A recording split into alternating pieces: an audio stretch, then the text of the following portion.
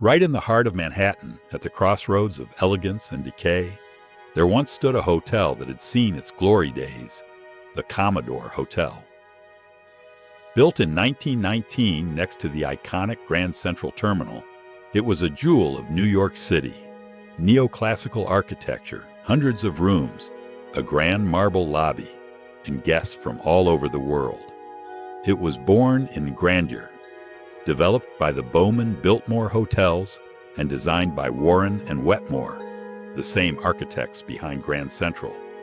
Named after the Commodore, Cornelius Vanderbilt, the railroad tycoon who helped shape New York's empire, the hotel once hosted the likes of Albert Einstein and set the scene for high society gatherings and historic deals. But New York changes fast. By the 1970s, the Commodore had lost its charm. It was outdated, ignored, and nearly abandoned. Midtown was in decline, crime was up, tourism was down, and buildings like the Commodore were left to rot. In 1976, the hotel shut its doors. No one wanted it. The city was broke. Investors saw it as a money pit. The Commodore had become invisible. Then came a bold young man with a wild dream and even wilder confidence, Donald Trump. At just 30 years old, he wasn't famous yet. He wasn't a celebrity or a politician. He was a developer with big ambition and a vision no one else had.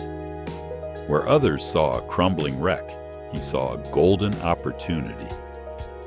Trump struck a deal to buy the Commodore from the bankrupt Penn Central Railroad for just $10 million. But buying the building was only the beginning.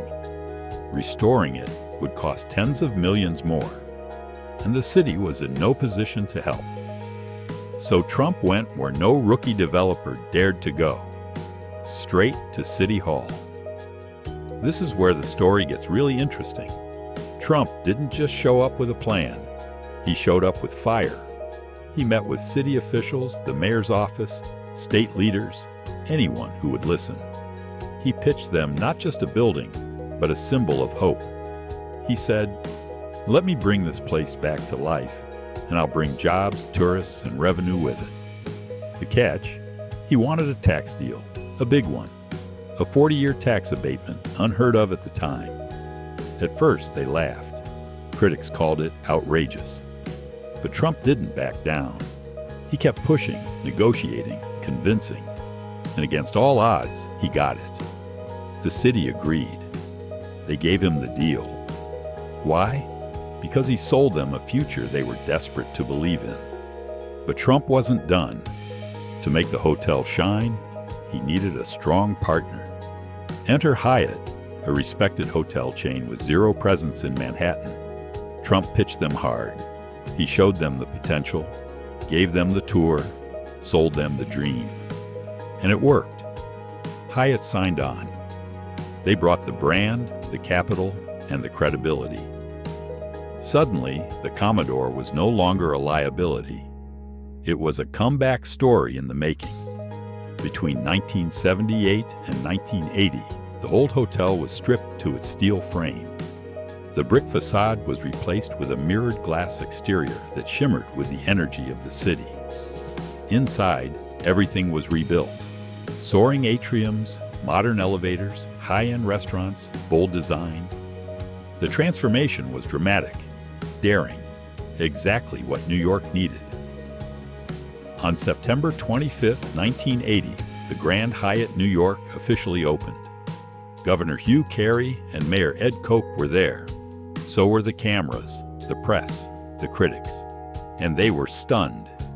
The once-dead Commodore had become one of the most glamorous hotels in the city. Rooms were booked solid. Prices skyrocketed. It was a triumph, and behind it all, Donald Trump. This was the project that launched his career. After the Grand Hyatt came Trump Tower, then casinos, then the world knew his name. But it all started with a decaying hotel no one believed in, except him. In 1996, Trump sold his share to Hyatt for $142 million. Not a bad return on his first Manhattan deal. The hotel operated until 2020. Eventually, the property was sold again. A new skyscraper is now being planned for the site, with a smaller hotel, offices, and shops. Today, it's called the Hyatt Grand Central New York, paying tribute to its location and legacy. But the version of the hotel that stunned the world? That was Trump's. This isn't just a story about real estate. It's a story about vision, about risk, about believing in something others had already given up on. Donald Trump didn't just renovate a building, he brought a piece of New York back to life. And in doing so, he changed the city forever. If you enjoyed this story, make sure to hit that subscribe button, leave a comment down below, and share this video with someone who loves New York history, ambition, and comeback legends. Thanks for watching, and see you in the next one.